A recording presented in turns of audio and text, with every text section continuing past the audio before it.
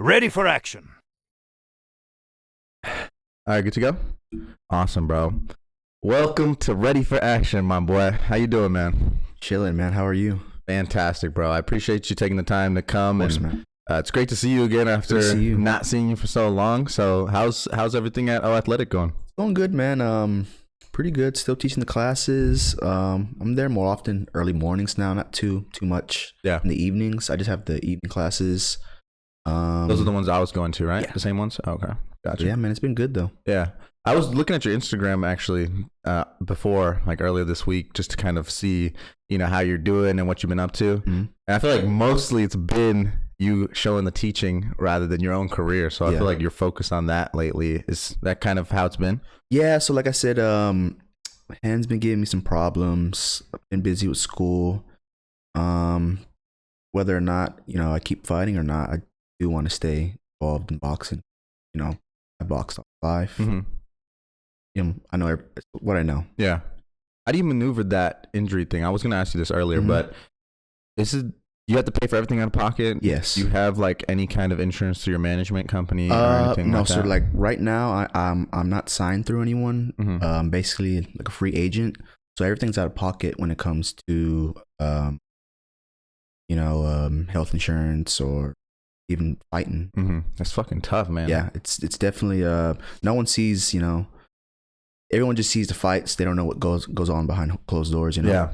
As I started kind of meeting you and started training, now I go to Four Corners, I started seeing that side of it, like the background stuff, and it's tough, bro. It's like that's the majority of y'all's career is working through the background stuff, but everyone just sees the final product on the day of the fight or whatever promotion they give you guys before the fight.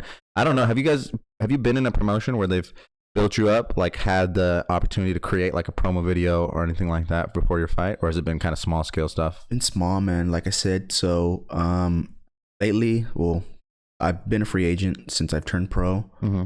My plan was to build myself up, get good little resume, because I have a good resume from early on in my amateur career.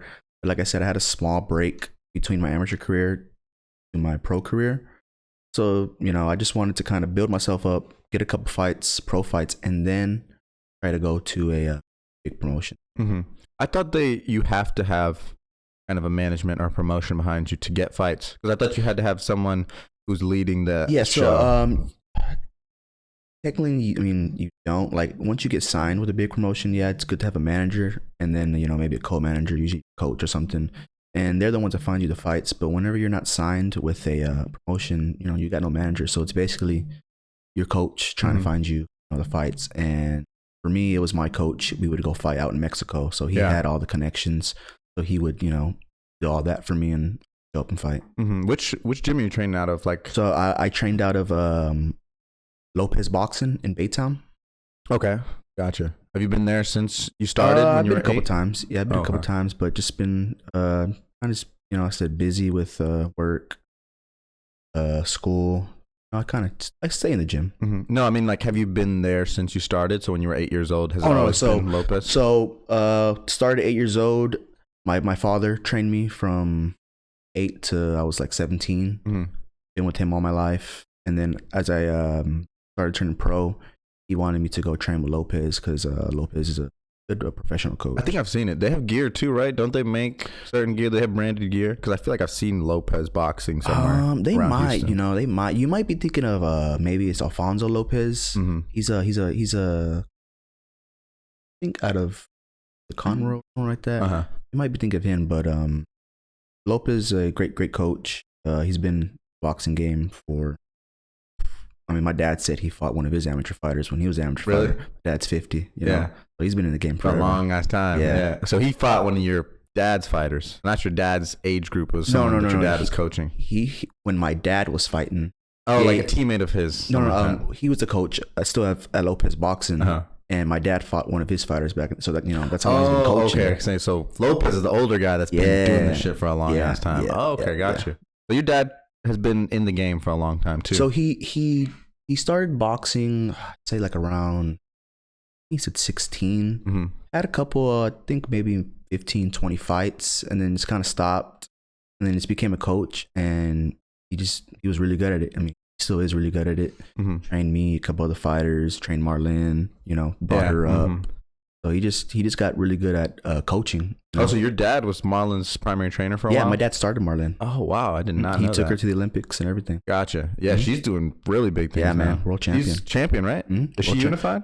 I think she does have 2 belts. I think the WBA and WBC, I think, actually. Gotcha. Okay. Yeah, I've seen her with the green belt, so definitely WBC, but that's crazy, man. Yeah, man. I didn't know your dad was in the game like that. Mm-hmm. Why didn't he want you to like stay with him? Like, why'd she suggest you to go to Lopez? So, even though like I was training with Lopez, I would still go train with my dad. It's just like the hours. You know, my dad has an actual job. He's a police officer as well. Oh, really? Yeah. HPD? He works for HISD now. Okay. So Gotcha. school cop, school cop. Mm-hmm. But yeah, so he would just have me go over there, get sparring because there's good sparring there in the mornings, and then I sometimes go see him in the evening. Yeah. But it's just our time schedules don't work too good. When you were sparring, how early did they start you? Like when you started sparring, were you 8? Were you 10? How early did they get you in the ring? I think for me it was right off the bat because before I even started boxing, my dad had already put me in.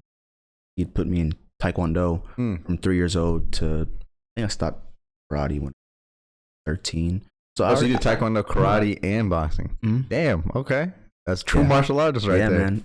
It definitely helped with the footwork. I tell you that. But yeah, so I did karate as a kid all the way up to, like I said, I think 13. Then, like I said, 8 years old, I started boxing. So when I turned 13, I think I just stopped karate and just did boxing. Mm-hmm. So you're doing both at the same time? I was 8 to 13 when I was young. Yeah. Oh wow, that's awesome. Yeah. Man, I'll thank your dad right now. Like, Dad, appreciate that. Oh, he taught yeah, me some man. skills. It was cool. Yeah. So what you started sparring in both? You were doing karate, Yeah. sparring, So and like I said, boxing? I got the little jitters out the way from karate. So I was already getting kicked. So I think my dad started sparring by 8 years. How do you feel about that? Because I have my own opinion on sparring, right? Mm-hmm. Obviously it's necessary. You have to have it to be able to even prepare yourself for a real fight. But however, I think this is my personal opinion. I don't know if sparring consistently is good for the overall longevity of a fighter's career. I feel like I'd have to agree. For sure, at least in the pros. But the thing with amateurs, man. So like, this was our our boxing routine. As I gotten older, like when I was like maybe 15, 16, we would spar every day. Every single day. That's Monday, fucking crazy. Tuesday, Wednesday, Thursday, Friday. Sometimes we'd have Saturday off, back to sparring again on Sunday, and then just keep going. But the reason why my dad did that was because in amateur boxing, when you go to these national tournaments, you're fighting every single day.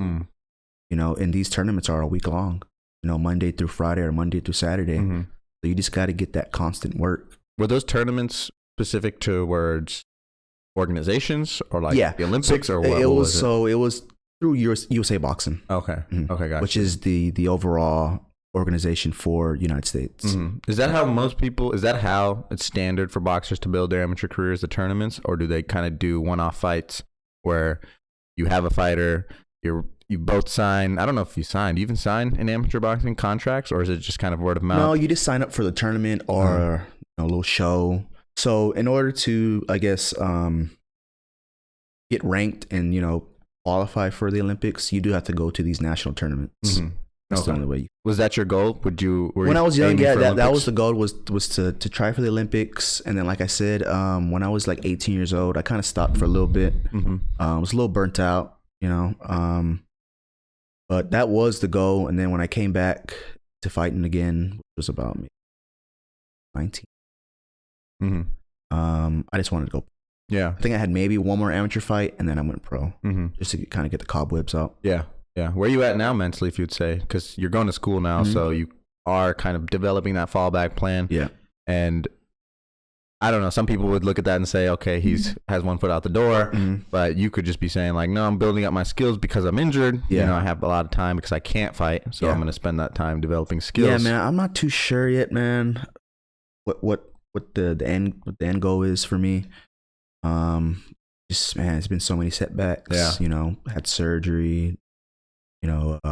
just fights getting canceled to my hand getting fractured.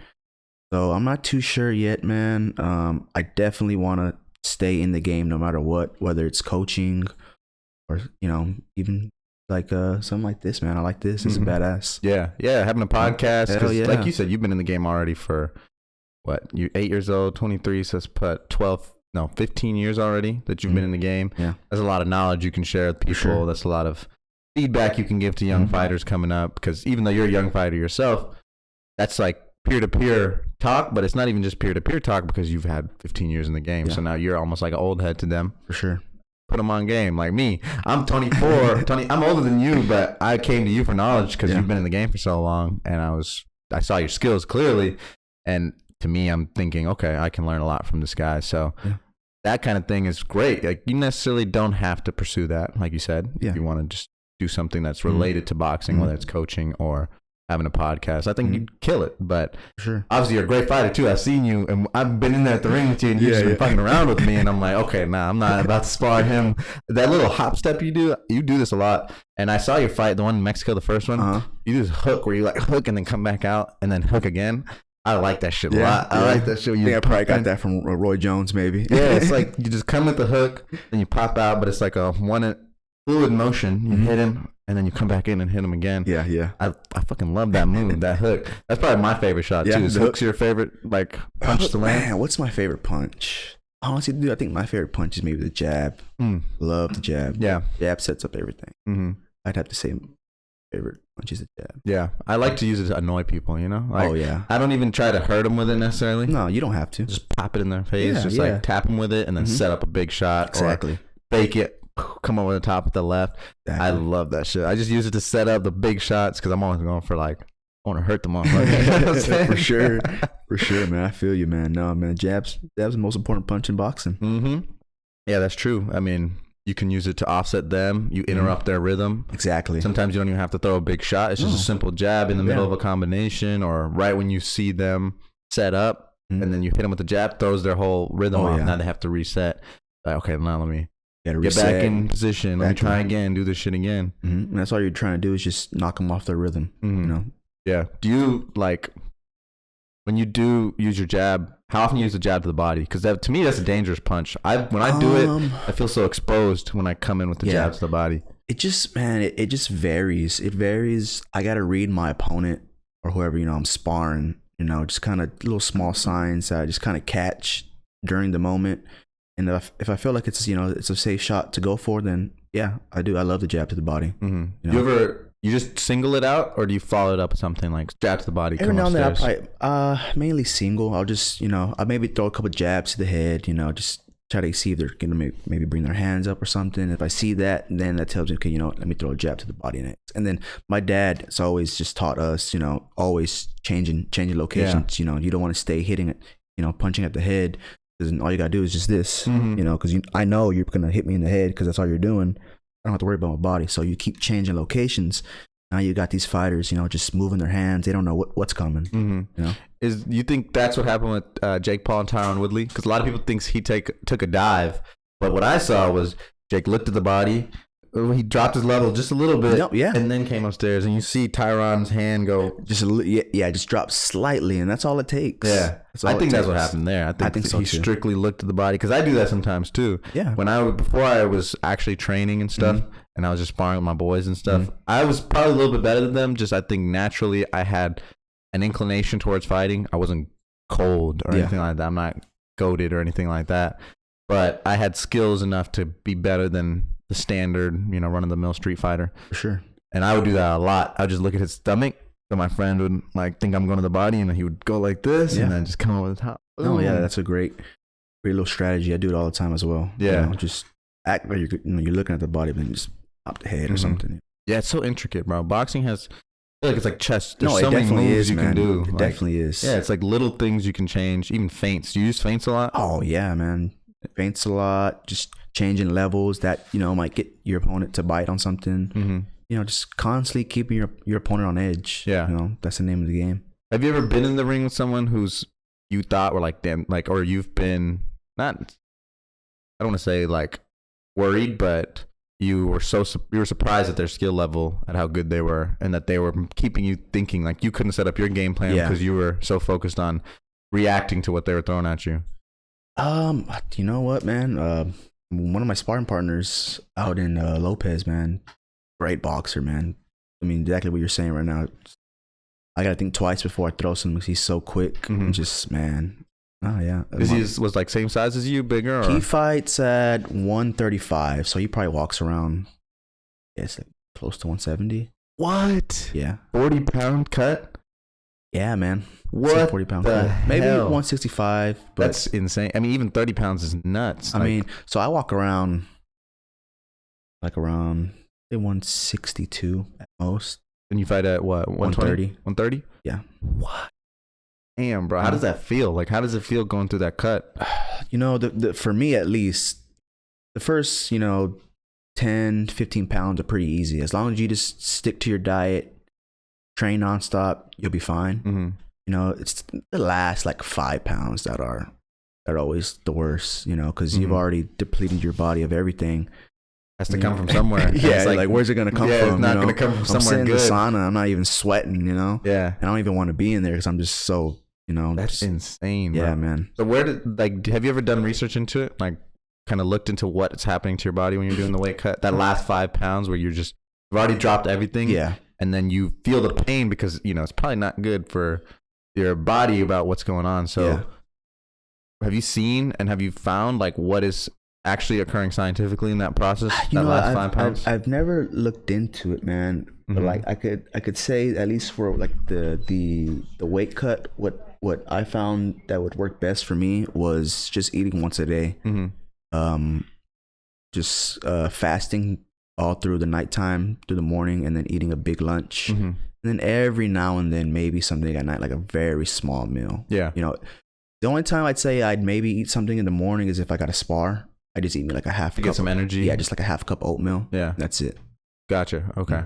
Yeah, because that's a good strategy. At least you're not cutting everything at the end, because some people do that. Oh, no. I try to make sure I do it, like certain amount of pounds every week. I'm not trying to lose 20 pounds the last week. Yeah. So you start like a month before your fight? Say at least a month. A month before? Okay. And then you drop what, like 10 pounds every week? 5 to 10. 5 to 10. Just depends. Okay. Usually in the beginning, it cut like the first week will probably like maybe like 10 pounds because it's just a bunch of like water weight and everything. Cuts pretty quick. Like I said, it's usually towards the end where it's like maybe now it's more to trying to lose 5 pounds in a week rather than 10 because it's a little harder.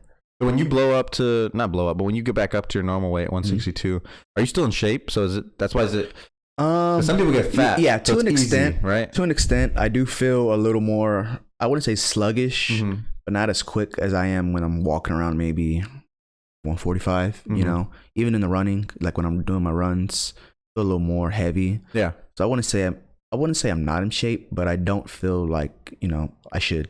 Yeah, because some people get fat, right? Yeah. They blow up the same amount of weight, probably 30 pounds, but it's fat. I feel like is it easier to lose fat than it is to cut when you're already in shape? I feel like it would be, right? I think Because you just have to shave off the fat. I think so. Yeah, because I see that a lot. Like people just blow up in weight, and then they're big boys, walking around with the stomach and shit. But then fight week comes, they're back in shape. Like, crazy, man. All they do is cut it. In boxing, you don't see too much of like drastic weight cuts. It's more like an MMA and all that. Us boxers tend to kind of do it in progression, not wait last minute. I don't know why. I mean, I would think it's the best way to do it. Yeah. But the MMA fighters, man, they'd be waiting the last week to cut like 25 pounds. For real. That's where I see it because that's kind of the main sport I watch. I don't know about you. Yeah. What I watch mainly is MMA. Boxing, you have the few big names. I'll tune in for them, but boxing lost kind of the skill they used to have of building up fighters who were not really known and making them a name, giving them a name. Now I feel like it's strictly the UFC that's the best at that shit. You see a young upcoming fighter, for example, Giannis, that trains at Athletic. Everyone's talking about him now. Yeah. But he's only had 4 fights in the UFC, 3 or 4 fights in the UFC because they know how to market him. So, yeah, that's why the weight cutting thing, I only see it from MMA because that's kind of all I watch. Yeah. Mainly is I keep up with the UFC religiously. Like that's my Sunday church is watching the UFC on Saturday. I mean, I'm sitting there, I'd say a prayer before the fight and I watch that. That is mine. So yeah, I see that. That's probably why I'm getting that weight cutting theory is because I see them drop 20 pounds in a week or like 30 pounds in a week. It's nuts. Like there's no way that's good for your body. No, there's no way. Yeah. No way at all. I don't know why. I don't know why they do that. You guys have MMA fighters at your gym in Lopez? Lopez now is just strictly boxing. Strictly boxing? Strictly boxing, Okay. yeah. Have you ever been, is O Athletic kind of the only place where you interact with MMA fighters, or is it? Yeah, I mean, every now and then, if I go to Main Street just to go hang out, I got some buddies that train there. Oh, you trained out there too? I've never sparred out there? I've sparred. It's been a while since I have, but I used to spar. My dad would take me to Maine when I was like 17, 18, and go spar with the I didn't pros. even know you went out there. Yeah, I went out there a couple of times too. Mm-hmm. I met Crew Bob, and yeah. I trained with Jesse, the boxing coach. That's my buddy. You You know Jesse? That's my good buddy. Got Jesse. you. You guys have been in the game for a minute together? Yeah, so me and Jesse were teammates for the longest. I don't know exactly where Jesse started boxing, but I'd say like around 15, the age of 15. He was 15. He came to us with my dad, and then we just, they stay connected. Now he's over there with Main Street, but man, I see him almost every day. Oh, so your pops trained him, like he was one of his fighters? Yeah, my dad trained him for a while. My dad turned him pro. He got him signed with Top Rank. He trained with us for a while. I didn't even know Jesse fought under Top Rank. Is he still fighting? He's still fighting. I don't think he's signed with Top Rank anymore, but he's still fighting. Mm-hmm. Yeah. That's huge, right? When you make that jump, does the pay reflect that? Like as soon as you get paid or promoted with Top Rank, do you see that immediate change? I'd say so. I mean, usually when you get promoted, or when you get signed with promotion, it usually just depends on your contract, but you might get like a signing bonus, you might get like a monthly stipend, whatever you're getting paid for your fight, and then sponsors, so good money. Yeah. You don't have people in Lopez that are there? Do you have people at that level already at Lopez? Yeah. So we got my buddy, the one I was talking about earlier. His name is Breon. Fights at 135. He signed with Cameron Duncan, which at one point he had, it was in the 2000s, he had the most champions signed to him. Mm-hmm. He had like Nonito Donaire. I think he had Terrence Crawford. Oh, damn. Brandon Rios. Drawing a blank, but he had a bunch of fighters, man. Now he has, I don't know if he still has Jaron Ennis, but he used to. I don't know if he still does. He has, there's another kid named Brandon Lee, who's an up and coming. Yeah, the Asian dude, right? Yeah, him. A couple other fighters that I can't think of right now, but yeah, he's a great manager. But he just started his own promotions. So my buddy Breon is signed with them. Mm-hmm. Have you ever gotten to talks with them and stuff like that? Like possibly getting signed? Because my dad and Cameron are real good friends, and somehow he had found out that I was fighting again, and he had mentioned my name, saying, well, let me know whenever he's ready, and maybe we can figure something out. But like I said, we were trying to just you had your plan to like build up first, and then that way the money would be better when you sat down at the table. Exactly. I feel like you could explore that too, just because that way maybe they cover, I don't know how it works, but maybe a promotion or a management company helps out with the journey, the background stuff like we talked about, like the injuries and stuff like that. Do they assist with that, or is that kind of still, you're still kind of on your own? I'm not too sure if they provide like health insurance or anything. I don't remember. They might, but if I recall, whenever my buddy Jesse was signed with Top Rank, I think he was just still under like his parents' insurance. So I'm not too sure, man. Yeah, that's the difference between boxing and UFC, I think, is you guys are strictly treated as independent contractors. Yeah. Benefit is you can go wherever you want. You can do whatever you want. You're not locked into a contract with them. You want to break it, you guys can come to the table and break it. Problem with the UFC is they say they're independent contractors, but if you want to go do a boxing fight with Tyson Fury, no, you can't do that. Like, you're our employee. You have to stay here and finish out your contract. Can't even get sponsors, back in the day, you remember like UFC, they would have all the crazy shit on the shorts. They can't have any of that. Yeah. It's whatever the UFC sponsors are.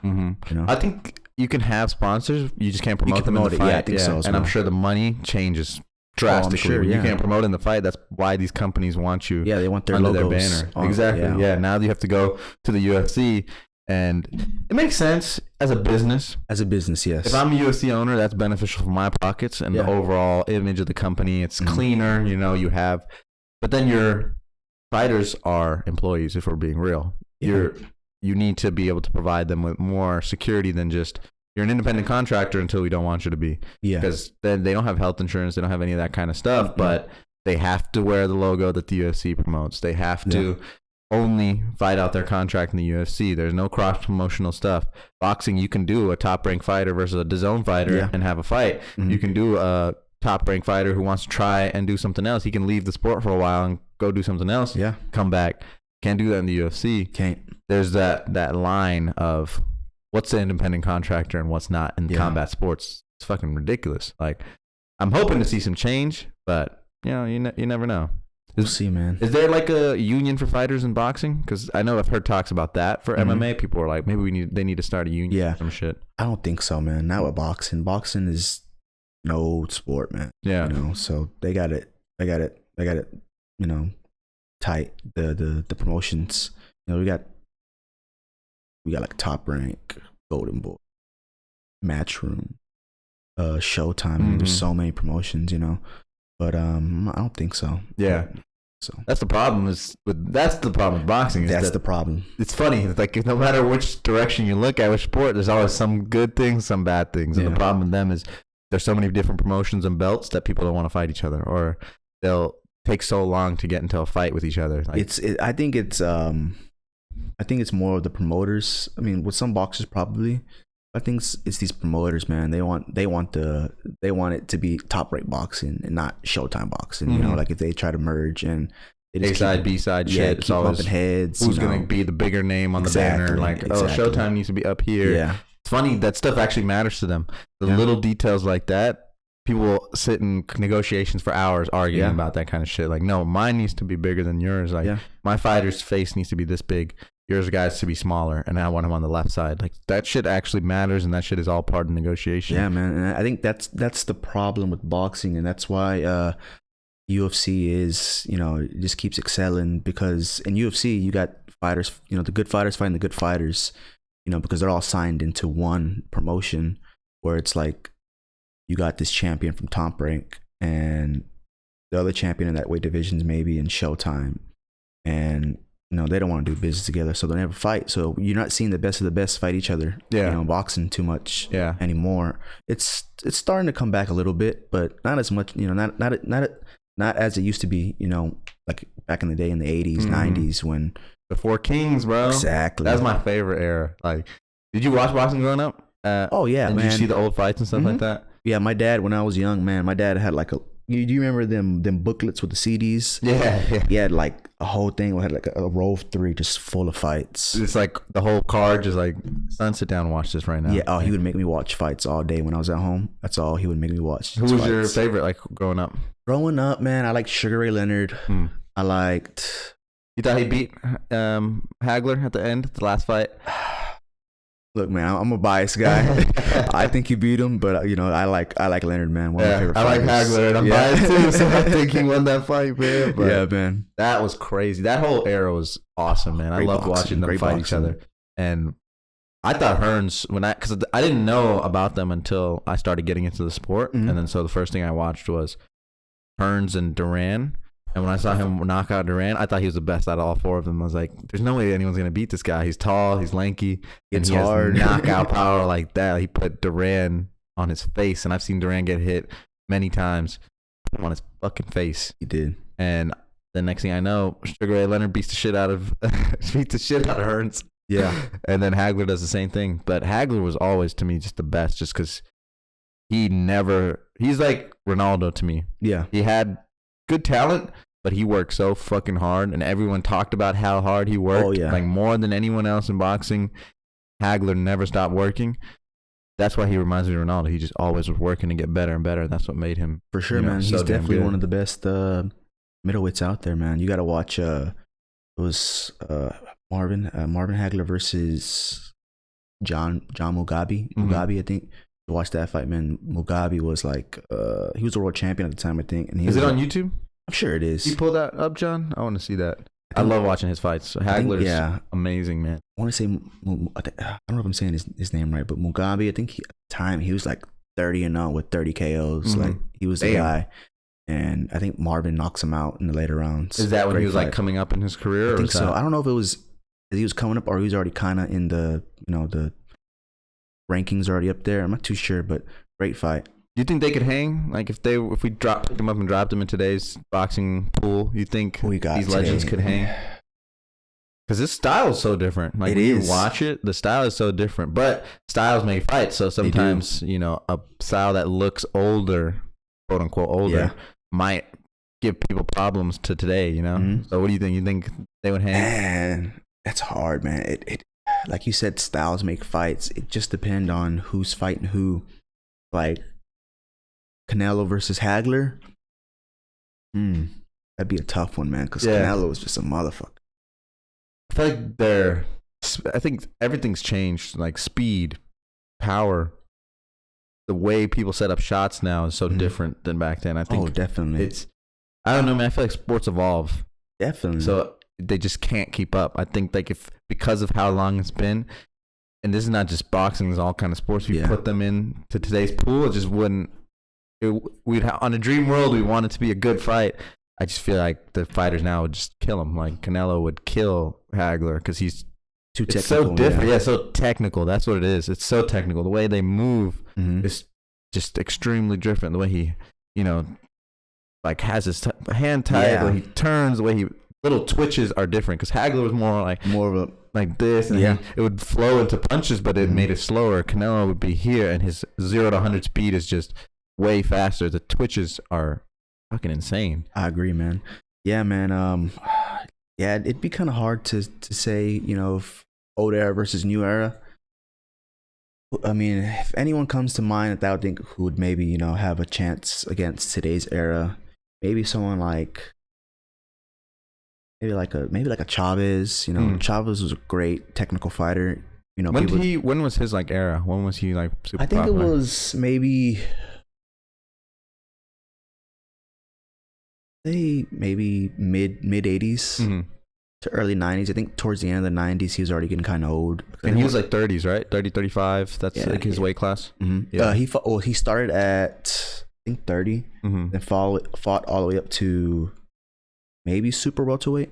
That's 154 154 maybe. 154. I could be wrong, but man, he was a great fighter. You know, people don't realize he was 80-0 until he first lost. What the fuck? 80-0? Damn. Who took his L? Man, I don't remember.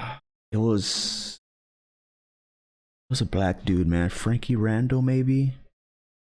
I think he just caught Chavez on a bad night, honestly. And I think after that fight, he just kept crushing through people still. Oh, still? So he didn't like drop off after that? He came. What was his, you know, his like record was when he overall record? Yeah.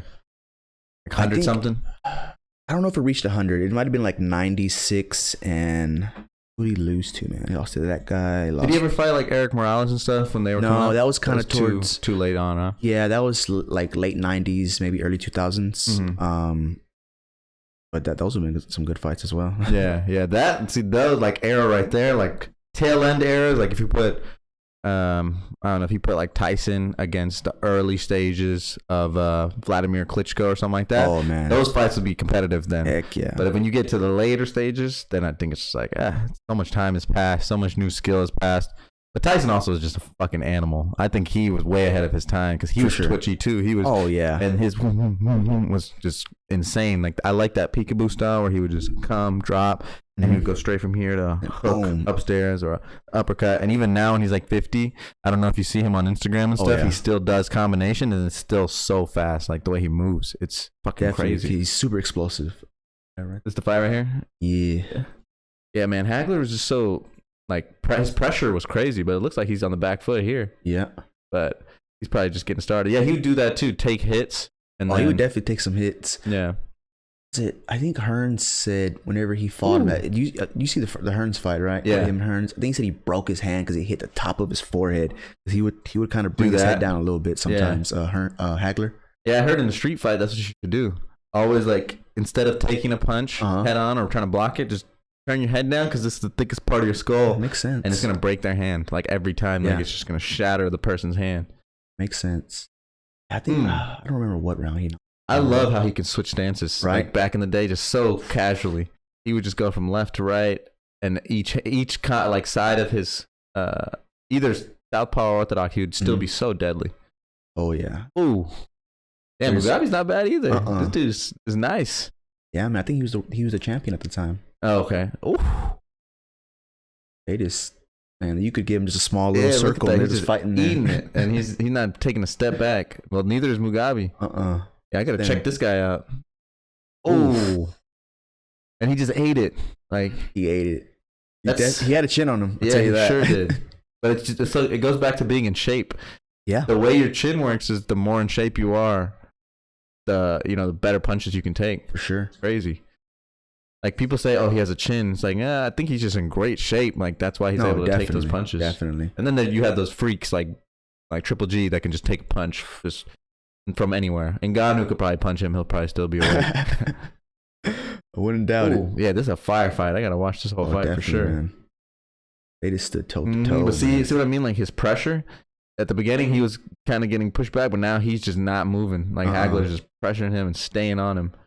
That's how he broke people. He would just keep going. And look, he doesn't stop throwing punches. The other guy stopped throwing punches. He's feeling them now. Oh. Yeah, he is nasty. It's Mills Lane right there. Who's that, the ref? The ref, yeah. Legendary ref, man. He is?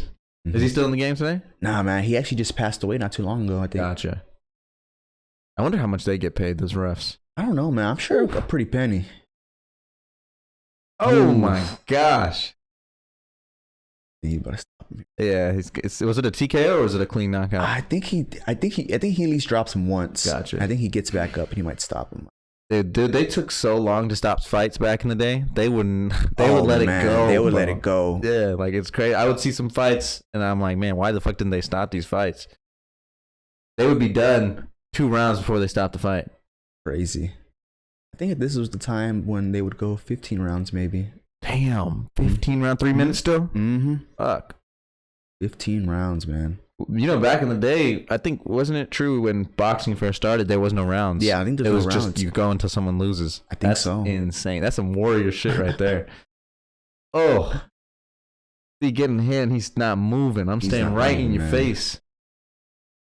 Body shot. Yeah. Oh. I love this shit.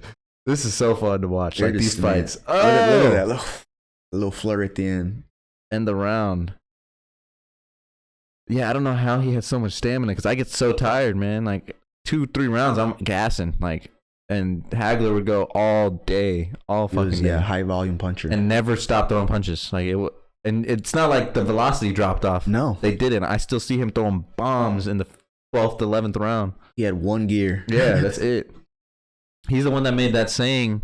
If you sleep in silk sheets, you won't want to do the work, or something like that about silk sheets. Like the person who wakes up in silk sheets is going to lose to the person who's waking up in rags or something like that. Makes sense. That's crazy, man. Yeah, this is my favorite guy in that era for sure. Definitely, I mean, one of the greats. But Leonard was cold. Leonard was like the one that started introducing boxing more than brawling. Yeah, he started pop, getting on his bike and knowing when to land the shots. And he wasn't boring either. That was the thing about Leonard. He was smart, but when he hit you, you felt that shit too. Oh, He would throw bombs too. And then there's some fights where he just bit down the mouthpiece and he's like, fuck this, I'm going at it. Like he would send toe to toe sometimes if he needed to. Yeah, I don't know if we're going to have that ever again, man. This era was something else. I mean, I agree.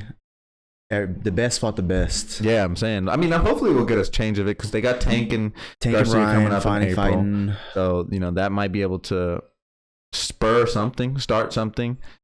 The only person I know that's been down to fight anyone anytime is Lomachenko. That's the guy. Every fight he's had has been a champion or former champion since he kind of joined the ranks. Yeah. And he's probably my favorite current fighter now. I'd have to agree. I think he's my favorite fighter as well. Right now? Yeah. Dude, his footwork is insane, bro. Popped him right there. Who, Hagler? Oh, get down. This dude's good too, though. Mugabe. Oh, yeah, he was good, man. He was tough. Oh, I guess he didn't get up. No, that's it. And that's the crazy thing too about Hagler.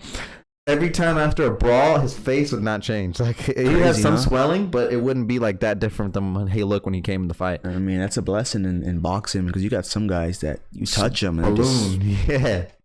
Orbital bones are the worst. You see those ones where the eye starts swelling up and then they blow their nose and then, like, I saw a video the other day. Someone in the UFC was like, it was right before the start of the round. Yeah, that's the one I saw. He hit this, and you literally see it happen in real time where he blew his nose and the air went into the pocket and it just closed his eye. Like, it was fucking insane. That's crazy. The worst. You ever had an elbow injury like up here? Never. I've never had any face injuries. I've only had a hand injury or a tore ligament right here. My UCL, had to get surgery for that. That's good. That means the only injuries you had is from beating the shit out of someone else. Oh, I don't like getting hit, man. I don't like getting hit. Facts, me neither. I like trying not to get hit, but then sometimes I get mad and then I just kind of stand in the pocket. It's boxing, man. You're gonna get hit, you know. Yeah. Have you been in like street fights and shit before too? Been one, just one. What was the story behind that one? It was actually I was out and Was it recently, like in the last few years? Say a couple years ago. Just outside. I think it was on Washington actually. Wow, I'm not surprised yet. I got into a fight there too. Yeah, you know, just some guy, you know, just started some shit. And I think I remember him. He hit me first, and I didn't even feel it, and I just started going at him, and then just left his ass on the street. Just left. I was like, I look back and I see a bunch of people looking. I'm like, I gotta go. You should have like thrown up a sign or something, like flex a little bit and be like, anyone else want some more work? yeah, man. That's the only street fight I've ever gone to, man. I don't like confrontation, man. Honestly, I just real chill guy. You know, I won't fight unless I have to. Yeah. Have you ever? I've heard this saying, and I've seen it a little bit. But when you start fighing, learning how to fight, training yourself up, you really don't get into fights outside of the boxing gym. Yeah, I mean, because it's like, you know how to fight. How is this going to benefit me? Me beating up some guy that probably doesn't even know how to fight. Like, what am I going to get out of that? Probably just a slap on the wrist. You know, I don't want to go to jail. Yeah. There's no need for that. Yeah, I was reading something recently about Texas, where Texas has this law where if you declare mutual combat, I did see that you can literally fight in front of cops and they won't do anything about it. Like, they'll be like, you guys can scrap. I mean, I guess, you know, if it works like that, then let's throw it out. Yeah, maybe. no consequences. I'm whooping your ass. Right? You asked for it. I've seen that shit happen. I didn't declare mutual combat, but we were at Midtown, right outside of Wonder Bar. You know where Wonder Bar is? We were right outside of there, and because we had a problem starting inside the bar, they kicked my friend out. And then the guy who my friend was having problems with, him and his boys were walking out behind my friend, and I saw it, and I was like, okay, I'm not going to let him be out there by himself. Went out there, 3 cops in uniform, standing outside the door, just sitting there. Oh, really? Watching the whole thing unfold. No one's really doing anything. My friend and him start chirping. I'm standing there, but like, I come outside, and I'm just standing behind my friend like this. And then our friends start coming out. So a few more of our friends come out. My friend's girlfriend comes out. They start chirping. The girls start chirping. Like, I'm just standing here, just like watching this whole thing unfold. Just, is anyone gonna fight? I'm like, are we really gonna fight? You're not out there to fight. Yeah, you're I'm just like, have a good time. Y'all just here talking. Like, what is this? And then they start like pushing, and then a cop pushes me back, and he's like, hey man, it's not worth it. Just stay back here. Just stay back here. I'm like, man, you see them like fighting? Like, I'm. This is my friends. I'm not gonna just stand by and do nothing. And then one of the guys grabs my friend's girl by his throat and like pushes her, and I see that, and everyone sees that. And then my friends start like scrapping, and I basically just move the cop out the way. I'm like, move him out the way. We go up there, start fight for maybe 40 seconds. They do nothing. We left. Oh, really? My friends kind of all beat up one guy, and then I went on and fought the other 2 guys because I'm probably the biggest guy out of everyone there, and I didn't feel right ganging up on someone, so I was like, you know, I see my 3 friends already on him. I'm like, they got it. They're okay. For sure. They don't need they my should help. be fine. Oh, you 2 guys over here who want to fight, come on, let's go. And the cops saw the whole thing unfold, and as soon as I dropped the guy, and I ran around the corner because I'm not getting arrested, so I ran around the corner. I'm waiting, and it's like raining and stuff. And I'm just like, I'm not being chased. What's going on here? And I look around the corner, and cops just standing there. They're all standing there. My friends are walking away from the scene, not running, no fear or anything. They literally did nothing. And so I'm assuming because they saw everyone was willing to fight, their party, our party were willing to fight, they didn't even do anything about it. Like, it's crazy. They stood there and watched, did absolute jack shit. So I guess if you're willing to fight, you have free reign to get into a fight in Texas, man. As long as you're in Texas, right? Come to Texas if you guys want to throw down. Right. You won't get in trouble for it, apparently. So, crazy. But, yeah, I don't like confrontation either now. I try to avoid it, but I'm also not going to run away from it. For sure. You know, I don't like confrontation either. I'll try to avoid it as much as I can, but, of course, I'm not going to let no one disrespect me. Yeah. You know? Yeah, you talking now, the older I get, the more I'm willing to let talking go. Yeah. When you approach, that's kind of where I draw the line. you wouldn't talk and say stuff like that, fine. Like I'll just laugh or smile or just ignore you. The moment you come, step in your space, I feel like that's when. Okay, now you've crossed the line. Now you're a threat. Now you're threatening me. Yeah, now you're trying to intimidate me physically. That's where we draw the line. That's where I'm gonna have to push you back. Put my hands up, like take another step, and then we're actually scrapping. The push was me being nice, like, right? Step away, like, do that, calm down. But yeah, it's just pointless. Like you said, there's a lot of consequences that come with it. Like say you really hurt somebody, or kill somebody. Exactly. I mean, there's people that have gotten knocked out, never woke up again. Well, I mean, hitting concrete floor. I mean, I'm sure you might break your skull. Yeah, that's fucking murder. Technically, you're gonna be tried for murder, even if you're defending yourself. Like it's insane. Yeah. But even though we avoid confrontation, don't you agree that it's getting more and more common? I feel like people just are fighting all the time now, bro. Like violence is at an all-time high right now, especially in Texas. It's crazy, man. It's crazy, dude. People just always want to start something, man. Yeah. For no reason. Yeah, I mean, I think all around the world it's getting crazy. I mean, you're seeing shootings and people getting shot. I mean, yeah. Do you carry? Do you have a license to carry? I do not, but I've been wanting to go get a handgun. Just didn't really feel like paying for one. I don't feel like spending the money, man. But I need to get one. I need to get one, but I don't think you even need a license here. Not anymore. In Texas. Yeah, they changed that in 21, I think. Yeah. September. It was fucked up because I just got my license. Yeah. I spent all the money, did all the classes, got everything. A month later, they say open carry is now legal without a license. That's crazy. I was like looking at my shit and I just wanted to return it. And I was like, you have to refunds for licenses. I want my money back. But yeah, man, it's crazy. Like you shot shotguns before though, right? Yeah. I mean, I growing up went hunting a lot with my family, so nice. That's awesome. Know how to hold a gun. Yeah. Where do you guys go? What area? So whenever we were young, we would go to Centerville, which is right by Huntsville. And then we would go to my uncles. They all bought a piece of land in Buffalo, which is a little more past Huntsville. We would go there a lot and just hunt. Pigs mainly? Pigs, whitetail.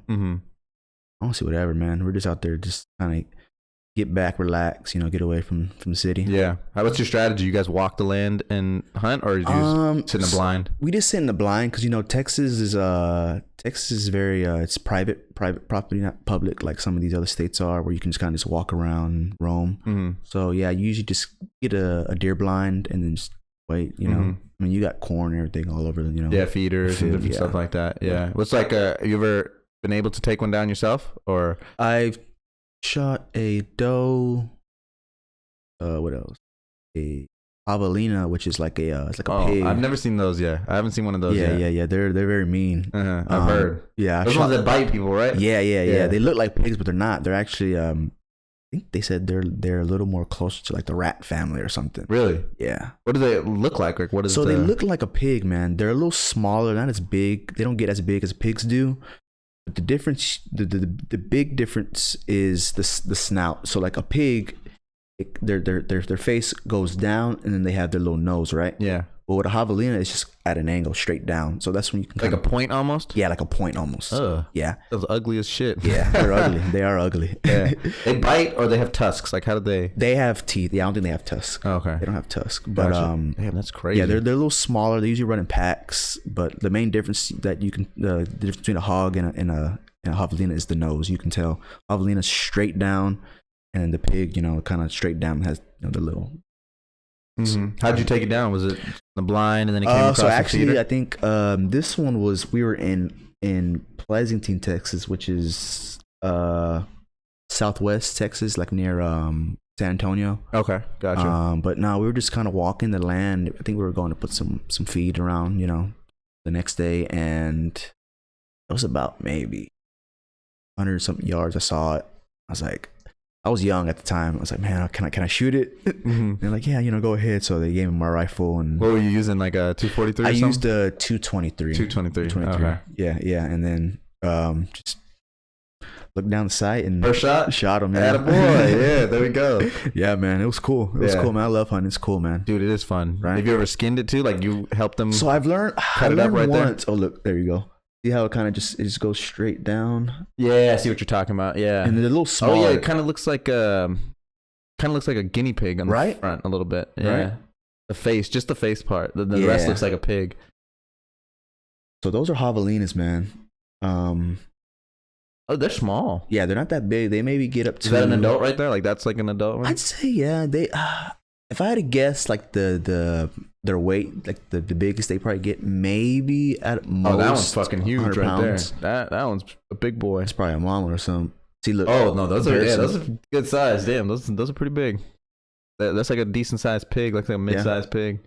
So adult. I've never ate them. Oh my god, look at those teeth, bro. What the maybe hell? they do got tusks. I don't remember. That would hurt so bad. Yeah. That's like a fucking knife. That's a hunting knife going in your leg. And they're small. I mean, they're kind of short. So they're nippy on the ankle. Hell no. Yeah, I'm passing on that. Yeah, man. They roam around a lot in South Texas, I think. Mainly South Texas. Yeah, if I ever see one of those, I'm blasting in the face. Yeah, man. Don't want that thing coming close to me. I remember one time, I think it was at another land somewhere in South Texas. Usually, like when we go out hunting, it'll be like me, my uncles, all my cousins, and then we'll invite some friends. So it's like a group of 8 of us, and we're all just chilling at the campsite. And I look back, and it's literally just a group of javelinas, just like literally just walking, like literally like from where I am to maybe like to this corner, of the room, right there, just walking. And they didn't see you? They probably did. They just didn't give a fuck? They didn't give a fuck. Damn. What the hell? And everyone, none of us had any guns on us or anything, so they just walked right past us. Did y'all stop and watch, or y'all kept walking? Grab something. Grab Got a stick or something? But it was already too late. It was like a family, or was it? It was like 3 of them, 3 adults. I'm not too sure, male or female, but that's crazy. Yeah, that reminds me of a story too, man, because I've gone hunting all my life growing up. We have always had property, so my parents live on acreage. Okay, they moved from the city maybe 4 years ago. Okay. They've always had a plan. Mainly my dad had a plan. My mom's just like, fuck it, I'll go along with it. He always wanted to get away from the city and kind of be out in the country, be free, you know, in more sense of the word. Because when you live in the city, how free are you really? Like, you have taxes, you have ordinances, you have policies you got to follow, all that shit. Stuff, yeah. So he finally did it. But growing up, even while we lived in the city, we always had a plot of land. Yeah. At one point, it was 13 acres, and then they sold that land and upgraded with some partners, and they went in on like a 100-acre plot. Oh, nice. So that's where they live now, is on that 100-acre plot. And we were out there one night and just walking the range. I think I had a .22 rifle. Okay. My dad had an AK-47. Okay. And then his other friend had another AK-47. We were just walking. And there's this trail in the middle that goes off to the right, which is like we call our main trail because it's the biggest one. It's wide open. The tractor went through so many times that now it's like a big ass trail. You can put a truck through there. You can put so much through there. And we're walking through there, and we hear some noises in the side on the woods right to the side of us. And my dad's hammered at this point already. Like, he's fucked up. This wasn't part of the plan. This wasn't like, hey, let's go to the ranch and go hunting. This is we're drinking out by the house, and everyone's like, hey, let's go walk the ranch and go hunting. I'm like, fuck it. Okay. So he's already hammered, and he's just like, he looks to the right, like, y'all hear that? And I'm like, yes, we all hear that. I'm sober because I'm not even old enough to drink at this point. And my dad's friend, he's also drunk. He's like, yeah, I see it. Go in there. So my dad's like, okay, I will. Then you just hear my dad just tearing through the woods. You just hear the branches breaking off and shit. Yeah. And then everything stops. And then silent. And then you just hear, I'm stuck. And he said that I'm laughing my ass off. I'm like, this fucking idiot. And my dad's friend is like, well, get unstuck. Like, get out of there. And then my dad's like, they're right next to me. He's like, they're right next to me. Like, and then my dad's friend's like, okay, shut up. And we all stop. And then you just hear like a little bit of rustle. And then you just see fucking like 12 pigs come out of the area where my dad is, just run out of the woods. So the trail's like this, right? You have the trail here, you have woods on either side. My dad's ass is stuck in here on some thorns on this side with a family of pigs. Yeah.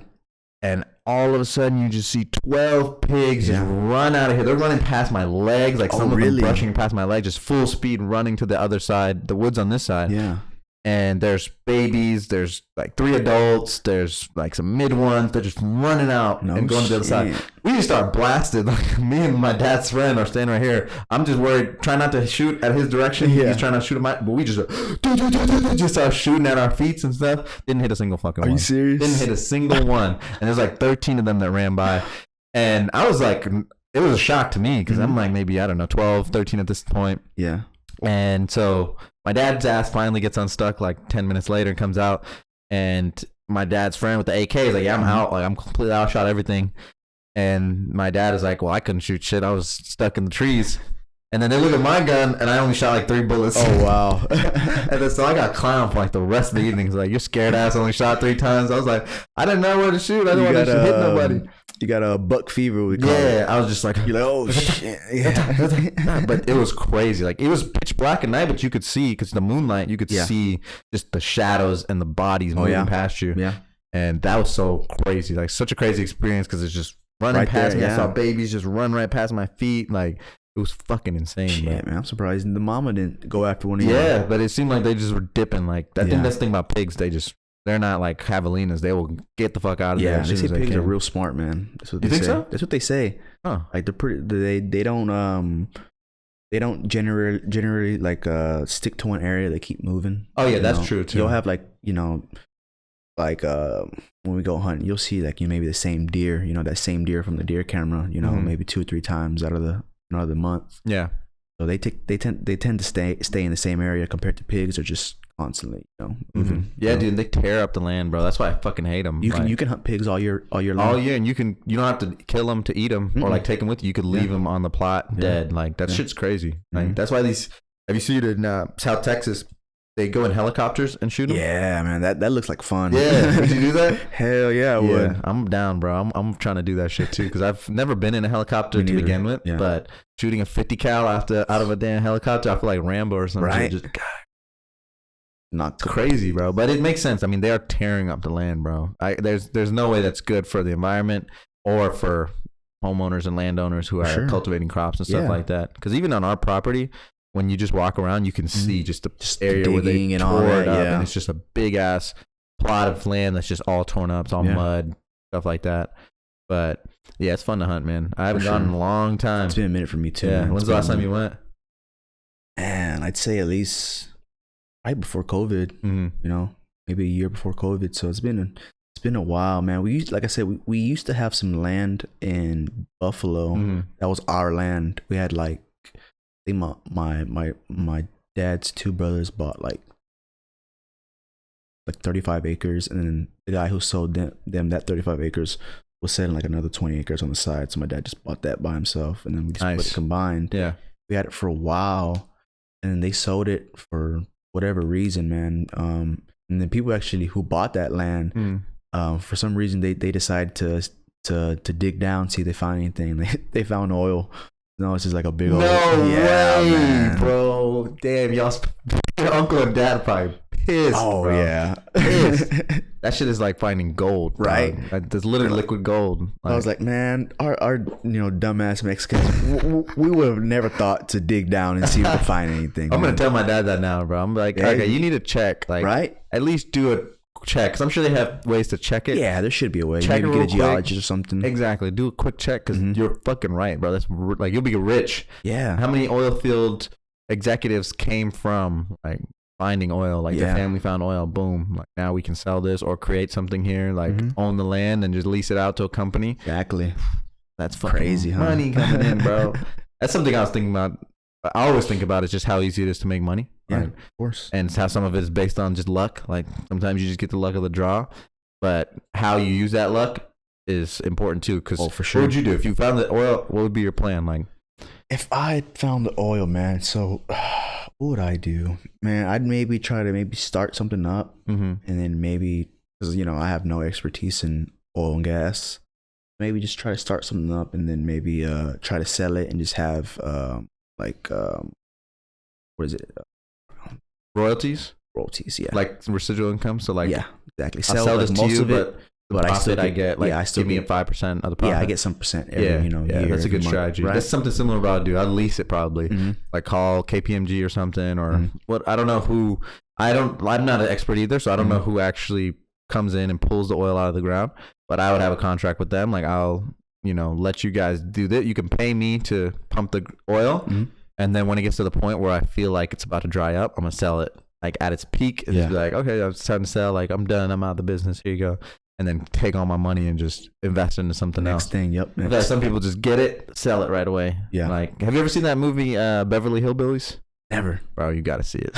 Funny as shit. It's an old movie, but it's funny Yeah. as hell. But what happens is some hillbillies are, I think, in Texas. Mm-hmm. And, you know, one shot, like he's chasing a bird or something. He shot the ground and oil sprung up. They just sold the whole thing. They sold their land and got a bunch of money and moved to Beverly Hills and then like spent it all. Like there's a show at one point. So it was a show and then they turned it into a movie like maybe 15 years ago, something like that. But funny as hell. It just shows you how some people, probably most people would react honestly when they get a bunch of money. They're just like, fuck it. Like now let's go crazy and like spend it all and just have a blast. Like not how you, it's not how you generate wealth. You know what I'm saying? Is that your plan too with boxing? Like make a lot of money, start generating wealth? For sure, man. I mean, that's the goal. The goal is freedom. Yeah, you know, always freedom, man, freedom. So you know, boxing, whatever it is, try to generate some kind of income and hopefully invest it in the right way, and just one day, hopefully, just relax. You know, don't have to worry about going to work or anything. Just sit down, relax. You know. What are you going to school for? What's the right now? I'm going plan? to school for. So I'm doing this little 2-year degree. It's called for process technology. So basically, what that is like tech and like not tech. IT so related? it's actually like more kind of oil and gas related. Actually, so with that, I can be what's called an operator for any refinery, chemical plant. Go work offshore on a rig. And operator's job, basically what it is they just kind of controlling temps, maintaining temps, make sure nothing's overheating, make sure the pressure's good, all that, like checking on gauges and all that. Really, honestly, that's all you're doing. Just maintaining stuff. Pretty much it. On site, right? You're gonna be at a plant or so like I'll maybe check some instrument. You know, if it's overpressuring, I'll call in someone to turn down some. You know. What makes you want to do that? What made you want to go to school for that? Honestly, man, just some of the people I know, they got good foots in the door with these big chemical plants or these big refineries.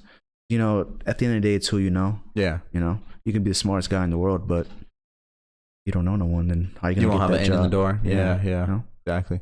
I feel like that's why I want to get out of the rat race, because it's like I want who I know to be the people I want to, spend the rest of my life with, or spend fun with, or spend time with. I feel like when you work and you're in a career job, or you're working at a corporate or any kind of position where you have to know people, it's just more like, what can I benefit from knowing this person? I feel like that's it's just unfortunately a superficial kind of thing to me. It seems like I have to know people so I can get benefit from that, or like get a job from that, or something like that.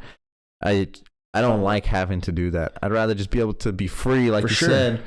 People I meet and the people I spend time with are people I want to meet, the people I want to spend time with, not because like I need a benefit from them or I need a job from them or something like that. It's more like, these are good people and these are the people I want to surround myself with. I agree, man. I agree, but the world living, it's hard. It's hard, man. But I had a guest on last week and he kind of changed and spurred something in me, because he was like, sometimes you just got to try something. Like, you have to, if the goal is to work for yourself and the goal is to have your own thing where you're not working for someone else, sometimes you won't have a plan.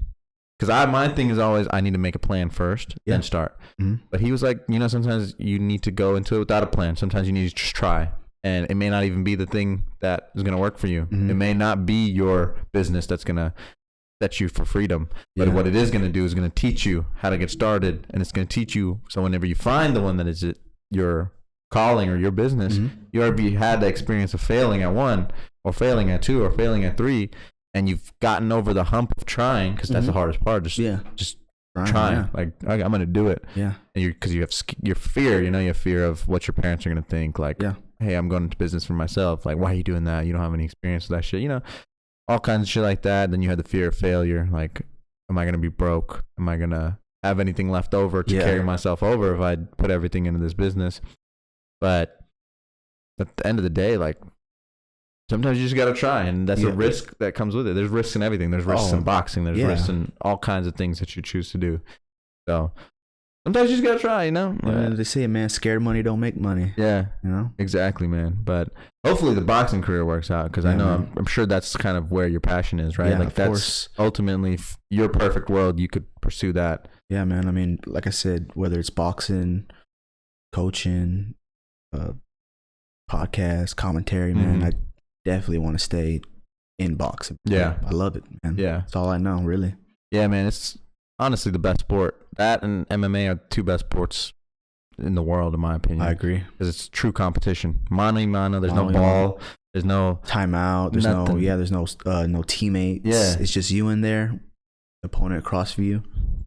Exactly. And it's physicality at its peak. It's literally how much you've trained your body versus how much they've trained your body or their body. Because you see other sports, people are out of shape and can be good at it because it's just developing a skill or a movement. Or something that, they just drilled over and over again so they can be good at it without being in peak shape. Yeah. Boxing, you had to go 36 rounds or 36 minutes. I got friends that, play D1 ball for baseball, and they're telling me they're getting trashed before their games, the next day.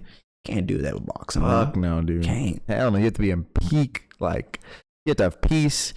Yeah, actually, some people are crazy though. No, there's a lot of boxers back in the day who were crazy, and they were still good. I mean, or even MMA fighters, John Jones. Exactly what I was John Jones. He said it. That's his strategy. He would get fucked up and wasted a week before his fight, and the mindset was so interesting because he was like, "That way, if I lose, I have to make him blame." Yeah, crazy. I don't think that's why most fighters do it, but that is such a interesting way to go about your career. Like, okay, I need something to blame it on if I lose. I don't want to just blame it on I was like worse than him. Yeah, that's what it is. I think it's a protection against your ego and your confidence. That way I can blame that instead of just he was better than me. Yeah, yeah. No, I mean, John Jones, crazy man. How he's one of the greatest, if not the greatest, MMA fighter of time. Doing this for almost all his career. Yeah, I can't wait for him to come back, man. That's gonna be a great fight, dude. I'm tuning in for sure, man. That's gonna be a great fight. I wish I could go to see that fight. He was the first UFC fight I ever went to. Oh yeah, yeah. Do you remember when he came and fought Reyes here in Houston? Oh, here in Houston. That's right. Reyes was actually training over there at O Athletic. Really? He came to train at O Athletic for the week of the fight. Which one? Weight. The Jones fight? Yeah. Oh shit! I didn't know that. Damn. Yeah, that was my first fight I went to, so I got to see Jones fight. But I did not know Reyes went to O. Yeah, he was there. Who has the connection, or who does he know there? And I have no idea. It was him, and it was that one chick that fights at the popular weight in the women's division. Featherweight, I forgot. Caitlin Chunigan, something like that. Chukagian, yeah, she was there too. Okay. Just losing weight. They're really just losing weight, not really training. Gotcha. Is there what is there at the O for that? I guess the sauna. They have sauna, steam room. I mean, like what I would do sometimes too was I would go in that yoga room and just turn up the heat and then just like shadow box. The one right in the front when you walk in? Oh, okay. That's what I would do. He won that fight, by the way. That's what it says. That's what I think. I was there and the crowd was booing. Like all you heard was booing when they announced the decision. And people were cheering for Jones when he came in. I was cheering for Jones. Yeah.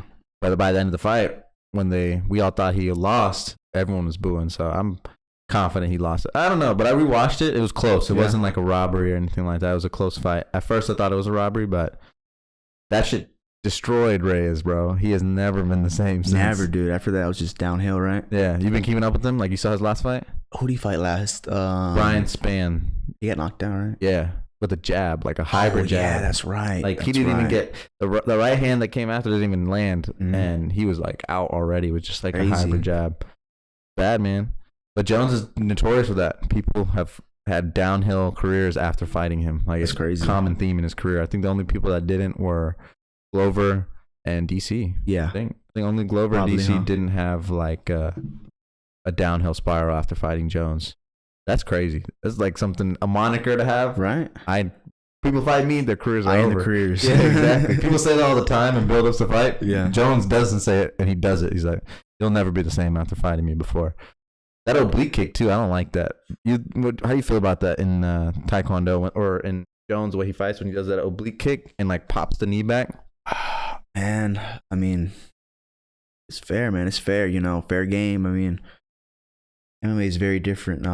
That's something they teach in Taekwondo, right? Growing up, didn't they teach you guys the side kick in karate, the side kick to the thigh? You know what they did? Yeah, so like whenever I was in Taekwondo, we would do I like to call it adult tag because that's what it generally was. You got your opponent in front of you. You're trying to hit him in a clear in a either clear to the head, clear to the body, maybe right here in the leg, and then what they do is stop, point blue, or point. They'll put like these little like bands behind you, like a little blue band, a red band, so that they could keep the tally. And all it is like just I'm trying to tag you in a clean, like I'm trying to hit you clean in the face. I'm not really trying to hurt you. I'm just trying to tag you real quick or kick you real quick and then stop, point, me. That's how Taekwondo works. Yeah, I've seen that in tournaments. Like when someone gets knocked out, the person who knocks him out looks so like upset with himself. Like I wasn't supposed to do that, or like I was just trying to hit him. Like I wasn't trying to knock him out. Yeah, there was because apparently there's like 5 different karates in the Olympics, and there's one of them where like if you knock the guy out, like you get disqualified. And I think it was this past Olympic Games.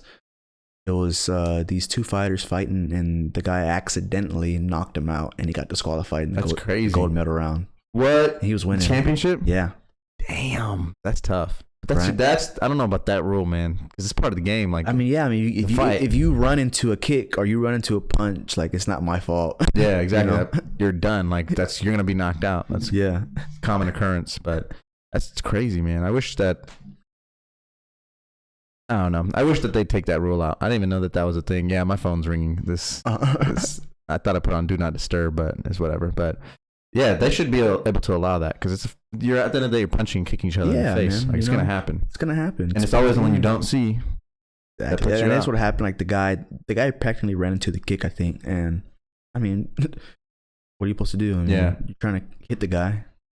Have you ever knocked anyone out like spark cold, like put them to sleep? Never spark cold, but I have. Or we're like, kind of like say, how we're sitting down on a chair. You ever seen someone just pull a chair right after me? They just fall straight, drop like that.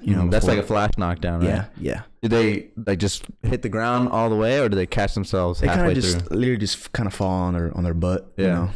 But never knocked anyone out cold. Body shot, I love body shots, so knocked people down. Yeah, I saw that in your fight in Mexico. I watched it.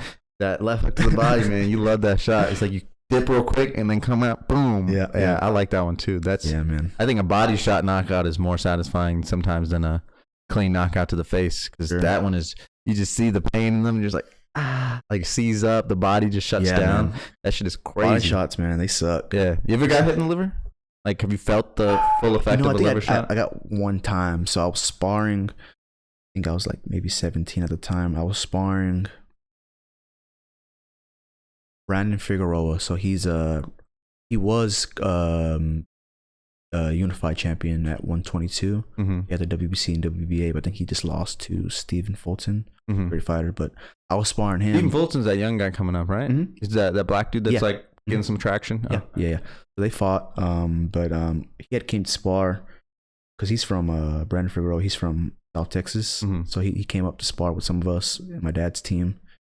And I was doing good with him, man. Like really good for like, I think I sparred him like 4 or 5 rounds. The last round, the 30-second bell rang, and I don't know, he caught me with like a good shot to the body, and I went, and he heard me, man, and he started jumped on me. I just started running, but man, that shit hurt. Yeah, that shit. I never got a liver shot, but I was sparring Darius one time. Only time I've ever sparred Darius, and obviously he was going easy on me, because if he wanted to, he'd probably put me to sleep in the first round. And me and him were going at it. And the last like 10 seconds, he was waiting for it too, because he said at the end, he just drilled me right here. Like this shit is like tough. And you get a hit here, right? I couldn't breathe. Like the wind knocked at me, and I just had to like sit down. Like fuck this. Like everything was tight here, and I was just like, dude, I've gotten hit there before, but when he hit me, the breath was gone, the wind was knocked out of me, and I just kind of wanted to sit down. I was like, I can't, I'm done. I'm done. And it was the last 10 seconds. He's like, I just had to get you as one good body shot at the end. I was like, man, never getting in the ring with you again. But yeah, that's some of my favorite stuff to do, is just drill to the body, like set up at the top, like you said earlier, kind of just show with the jab to the top and then come downstairs, boom, boom, boom. I feel like you get more leverage on the lower. I don't know why, but when I'm throwing a hook lower, I feel like I can put more power into it. Like when you get lower? Yeah, I'm putting more power than I am a hook upstairs. A hook upstairs feels weaker to me than if I'm drilling to the body. Because like all the weight is here lower, and so my body can turn easier into it, and I just like hitting them right there in the just digging it. Yeah. Digging it right The in. only problem is sometimes you hit the elbow, and then that's when you like fuck up. I like to tap the elbow and then go right around it sometimes too. So you just like pop, and then and it come kind of makes underneath. him kind of maybe move it a little bit. Yeah. Kind of just opens it up just a little bit, and that's all you need. Just a little opening. You can move their arms. Oh I you started can learning move it that. and boom, you can do that too. Darius has been teaching me that kind of like, even though you're wearing the gloves, you can still kind of like move their body where you want them to, like you're pulling them, because sometimes like if I'm in close, what he's taught me now to do is put the arm behind their elbow and like pull them. Oh yeah, I do that all the time. Sideways and then come on the side. Like if I maybe I'll slip a punch, and they're right there, and if I'm not ready to throw something, I'll just push their elbow that way, and I'll just go that way and reset. Yeah. Are you like teaching kind of contact to the guys at O Athletic, like the classes I used to go to with you? Here Have and you guys there. kind of like moved more towards like incorporating kind of like actual contact into training? I haven't yet, but I do want to maybe have them spar. I kind of want to start. Maybe I'll probably have to spar them, just because you can't put two unexperienced guys together. It's just like fight or flight mode, both of them. So it's good to have someone experienced when you first start sparring. So I'll probably have to start sparring them. Gotcha. Is it the same kind of group and crew that's been consistently coming, or is it like, do you see a lot of change out? We've gotten a couple new people actually, but it's definitely the same crew still there. I think we've maybe added like another 2 or 3. So yeah, it's still the same people, man. How'd you get started training the guys at O? Yeah. So originally I was training people at another gym for a little bit. It was at a CrossFit gym, and I think it was Coop. Coop wanted my dad to start like an amateur boxing program there for them. He wanted us to go over there and train over there. We were all amateurs at the time. Yeah. And I think I kind of just asked Coop, "Hey man, can I start, coaching?" Is Coop the guy that trains at O, like the football coach? Yeah, he's the football coach. Yeah, him. He's one of the owners as well. Yeah. And I just kind of asked him, and he was like, "Yeah, man, sure." And ever since then, I just kept going with it, and I love coaching, man. It's cool, man. How does that work? Like the payment structure between you and O, and then your so clients? It's like they pay you off of per class, and then clients they get like a little small cut. Sometimes. So like O takes a little bit out, but you get the bulk of it. Yeah. Oh, okay. If I go through them, so like if I find someone. If I find a client like through me, like he came to me, like they didn't find them for me, I just charge them towards me. But if they find me someone, then I'll go through their system. Okay. And that's for the class. Like, what about for like people like G? Because G trains with you personally. Oh yeah, I meant that for personally. I'm sorry, but for the class, but the class is always through the O. Class is always through O. Yes, through the members of the gym, and then they also have something called like Class Pass, which is like some. I've heard of that. It's kind of like what I used. Remember, I used Gym Pass. Oh, yeah, you're right. I had Gym Pass. Yeah, so and that's how I was able to get into the O. So it's the same thing. Gotcha. So they got that as well, and then the people just sign up online, and then that's how the classes work. And then personal training, I've gotten most of my clients through either word of mouth or just them taking the class, and then they decided that, hey, can we get some one-on-one time? And like I said, so if they come to me, then I'll just charge them to myself.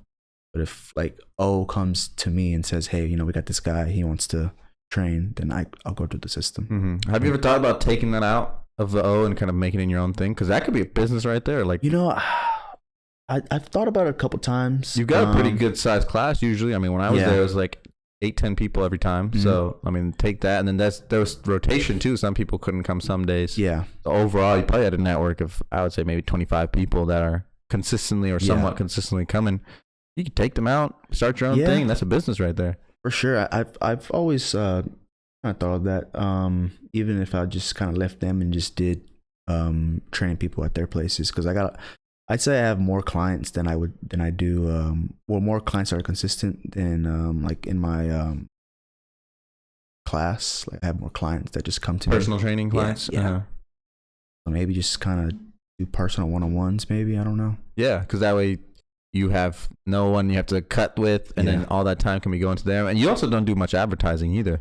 Not really, Matt, which I need to. I started up a TikTok page, and I posted a couple of vids, but it's just hard, man, getting that groove of just consistency with it. But I need to. But yeah, that's what I'm saying is like, the potential for you to make it in business is there because you already have your client base, a good amount, without even doing any advertising. You start incorporating that or get good at that because you have a decent following on your Instagram already. So you start, using that to expound it, bro. Boom, you could have 40, 50 people that are trying to hit you up to get classes. Man. Consistent income right there. Just gotta put in a little more effort. That's all it is, right? Yeah, and then you can get people from your gym to work with you. Then you have trainers underneath you start making even more money. So it's like the business all there, the pieces are there. You just have to decide. Put them together. Do I want to do it or do I not want to do it? Yeah. The only thing I would say I don't like about like the personal training business is it does have its highs and lows. Like usually early beginning of the year, it's very high because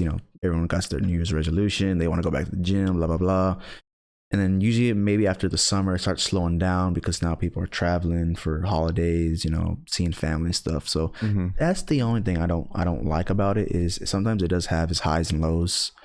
I just it depends. It depends on people. Since it's a people business, depends on how they're going to act, right? And how many people do we know that are actually consistent and follow through with everything that they're supposed to? Not that many, if we're being honest. So that's true. Personal training would have to depend on them. But you also, I think, like G reminds me of someone that would fall into that picture. Someone who's very consistent and who has that drive. I'm sure he has people that bring him on board. This is Rudy. Start training with him. You guys need to meet him. Yeah. But I mean, you can do whatever you want to do. You have a lot of different pieces moving right now too. You have college, you have training, and then you have boxing too. Yeah, man, just gotta figure out what exactly I want to do. We'll eventually find out.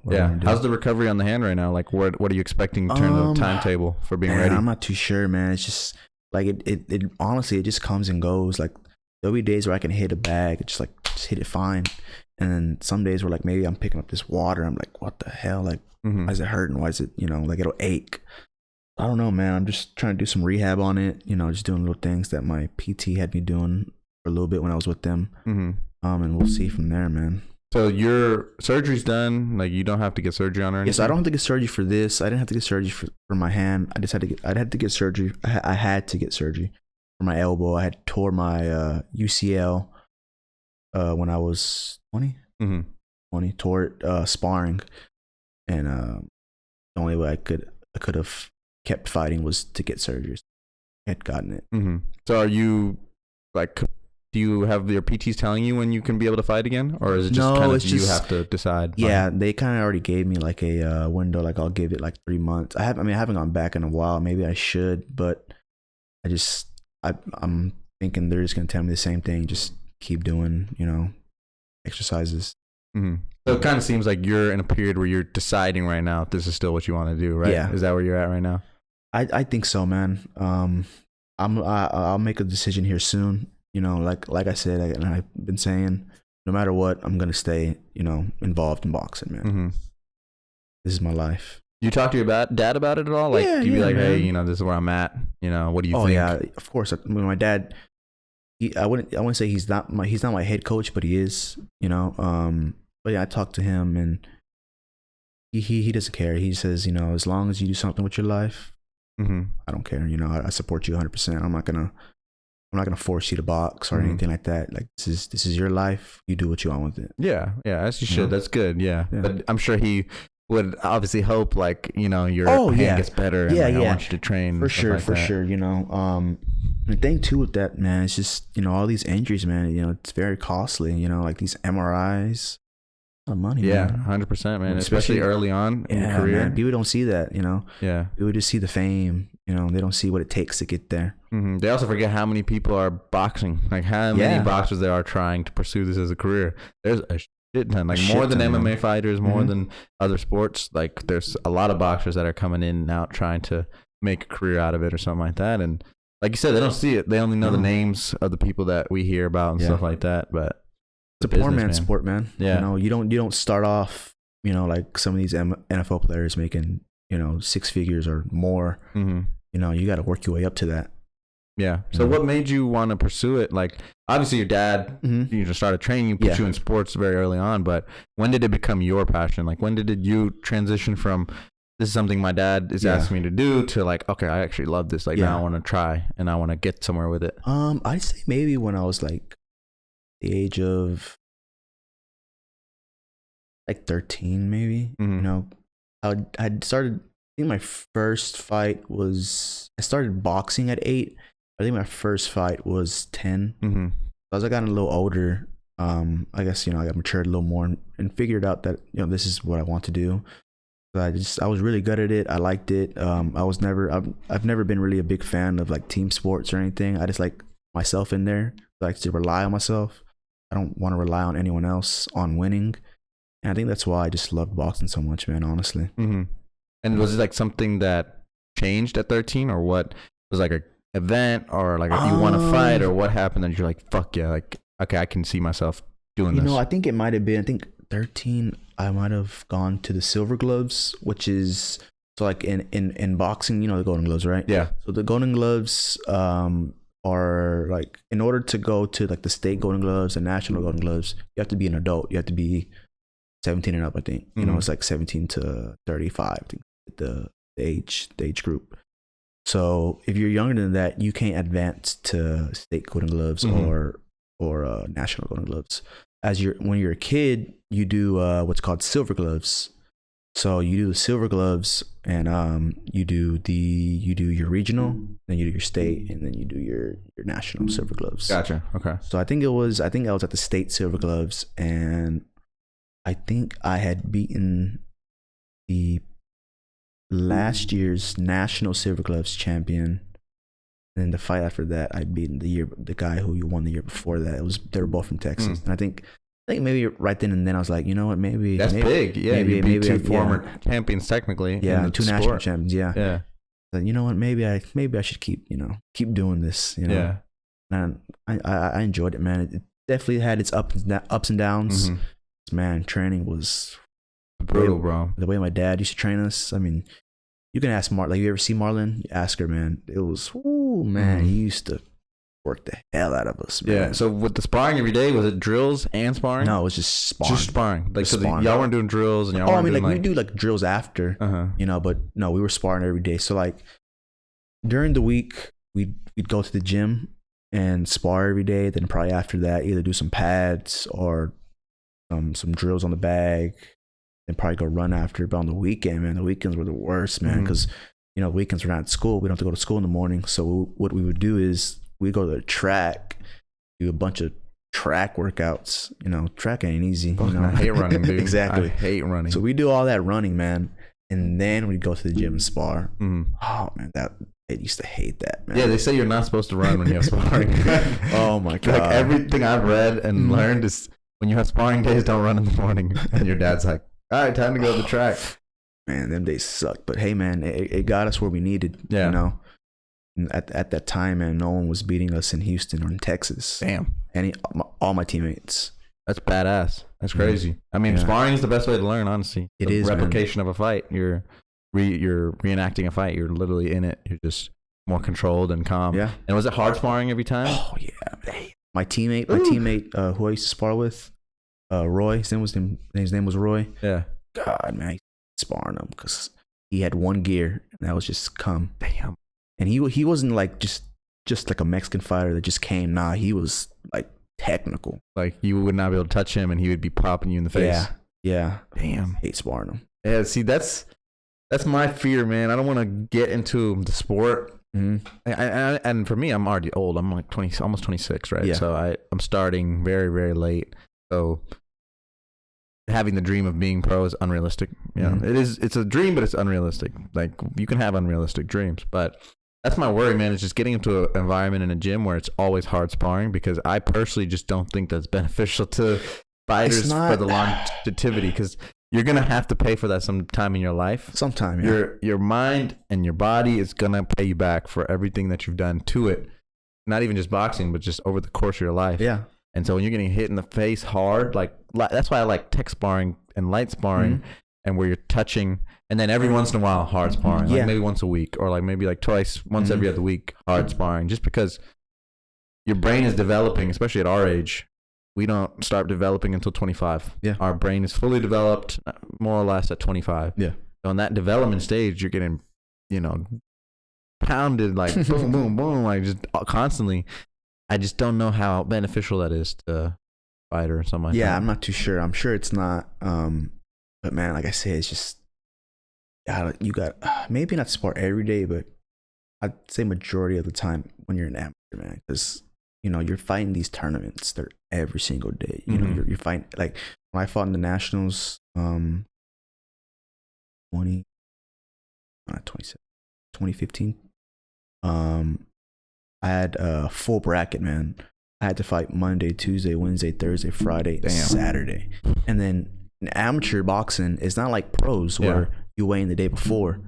No, you weigh in every single day you fight. So I had to weigh in the same Monday, weight. the same weight. What the fuck? So how's that possible? Because your body's gonna react after a fight. Like, yeah, I mean, and like weight. you're eating as much as you want after weigh-ins because you don't want to go in there and be like, man, I feel super, dead. I should have ate more. You don't want, you want to eat like it's your last fight. So like the routine was, wake up in the morning, go to weigh-ins, weigh in, see the doctor, go back to the hotel wherever we're at, eat, fight in maybe 3 or 4 hours, and then right after we fight, check the weight, see how much weight we gotta lose the weight, go to sleep, repeat. What? Do that 5 days straight. How many tournaments have you been in, would you say, over the course of your amateur career? Damn.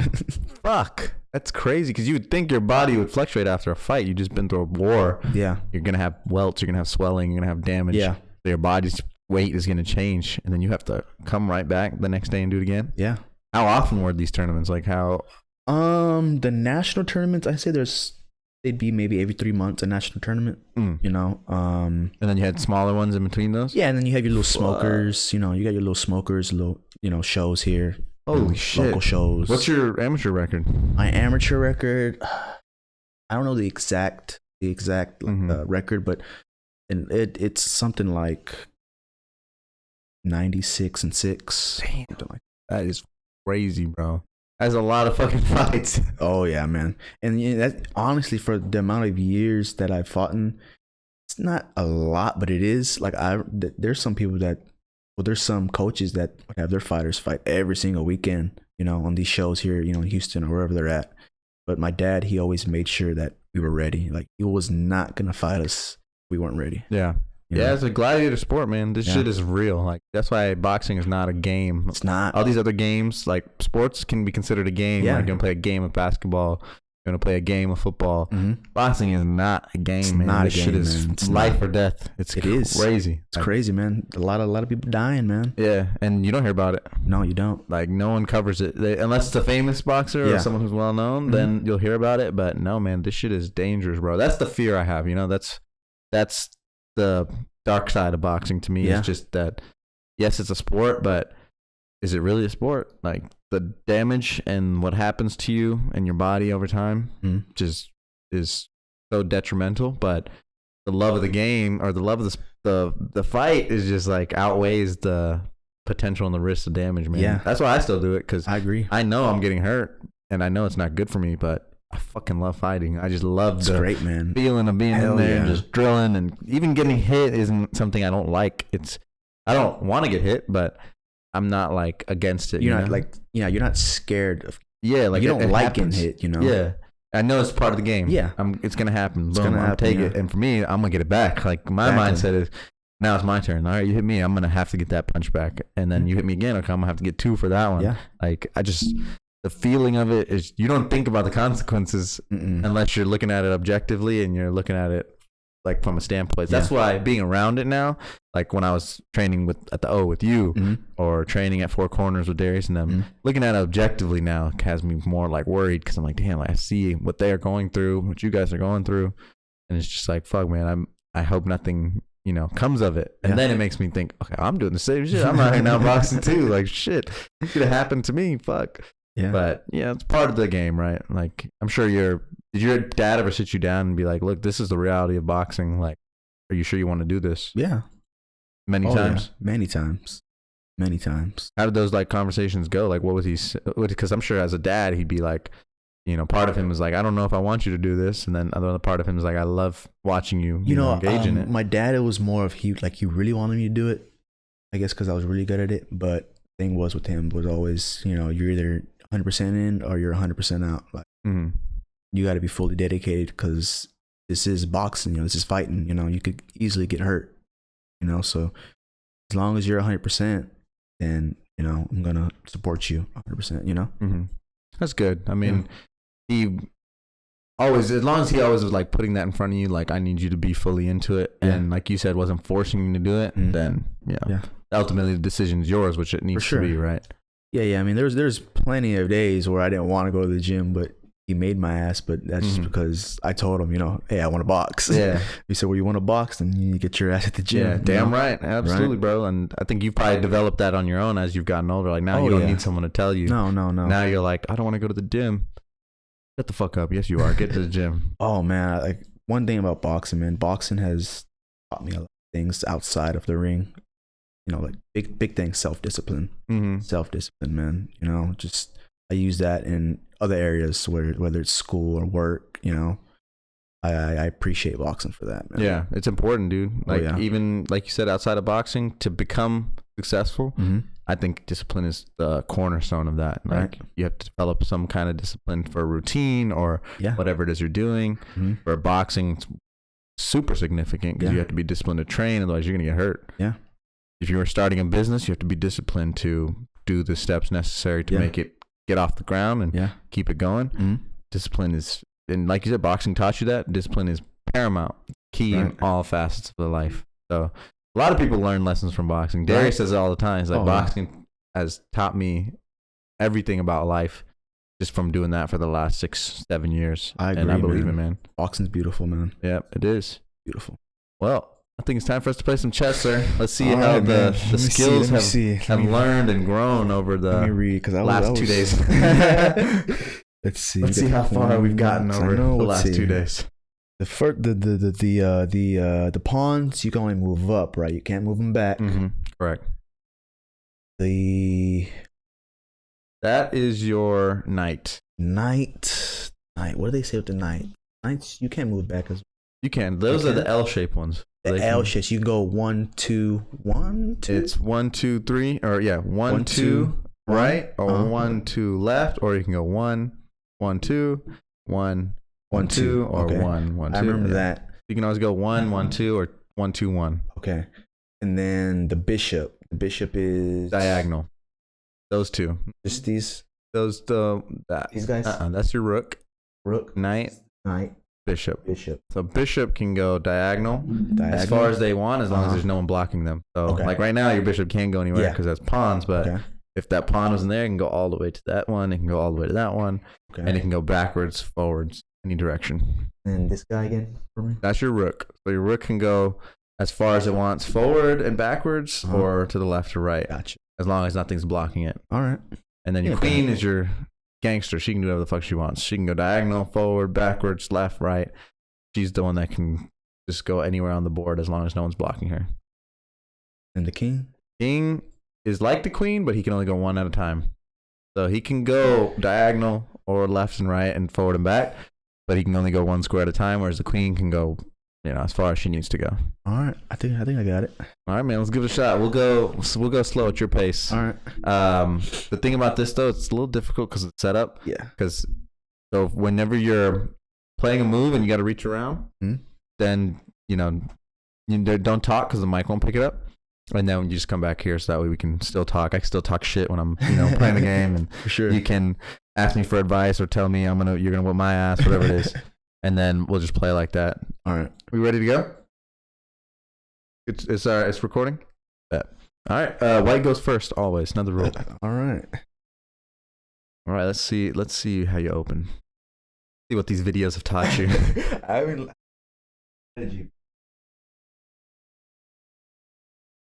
That's funny. I think it was Corey or John. Someone opened with that same opening. Let's see.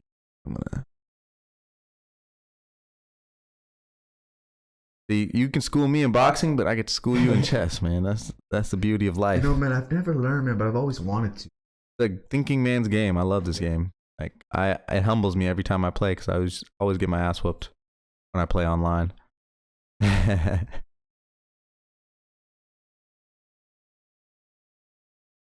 Yeah, all I can suggest is try to open up your pieces. That's the main thing. That's how I start. I always try to open up my pieces. The big dogs. Yeah, get them involved like as quickly as you can. To me, you know, I always try to set them up and bring them to the center. It's so funny that someone did that exact same move.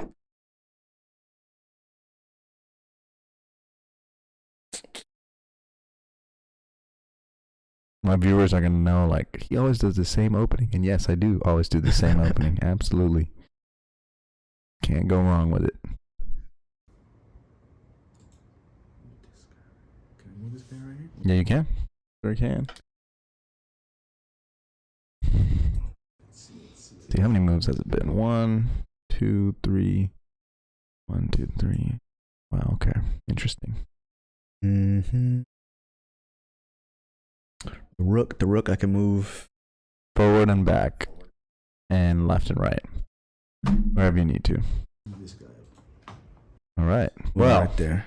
I don't know. That was a good. This is good where strategy. I say good game. And shit. Yeah. It's over. The game is so fun, man. You'll learn to love it. Oh no, man. It seems fun. I would just play chess.com. We can get an account and we can play. You can play with random people and you'll learn so much because this is checkmate. Checkmate. Yeah, checkmate. So I'll explain.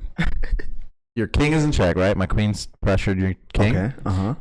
But you have no way to get out of that situation. Can't move your king because he's blocked in by all your pieces. If your king kills my queen's protected by my bishop. So you can't kill my queen because my bishop's protecting my queen. Because if your king's the only piece that can kill my queen in this situation. But if it did kill my queen, it would get killed by my bishop. So the game's over because there's no move you can do that would make your king safe. So the way I set that up, brought my queen out. So she was in direct line of that attack right there. Put my bishop there. I think this last move. So the move before this, I put my bishop there just because I could pinch your king. Okay. So he's here facing that way. She's there facing this way. Just move her closer. Checkmate. Damn. Yeah, because that's the point of the game.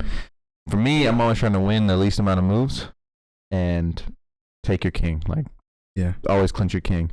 It's not about taking all the pieces off the board. It's about locking in that king right there. So you win the game. I have to learn, man. Yeah, it's fun. It's fun. Nah, it seems fun. I'll definitely get better. There we go. We'll play again sometime, man. Hell But yeah. good game. Absolutely.